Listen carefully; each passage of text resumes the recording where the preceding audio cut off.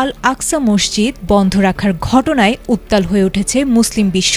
সংবাদ মাধ্যম আল জাজিরার তথ্যমতে ইসরায়েলের এই বিতর্কিত পদক্ষেপের বিরুদ্ধে একজোট হয়ে তীব্র নিন্দা জানিয়েছে কাতার, জর্ডান, ইন্দোনেশিয়া, তুরস্ক, পাকিস্তান, সৌদি আরব, মিশর এবং সংযুক্ত আরব আমিরাত। বুধবার এক যৌথ বিবৃতিতে এই ৮টি প্রভাবশালী দেশ স্পষ্ট জানিয়ে দিয়েছে, আন্তর্জাতিক আইন কিংবা মানবিকতা কোনো বিচারে ইসরায়েলের এই সিদ্ধান্ত গ্রহণযোগ্য নয়।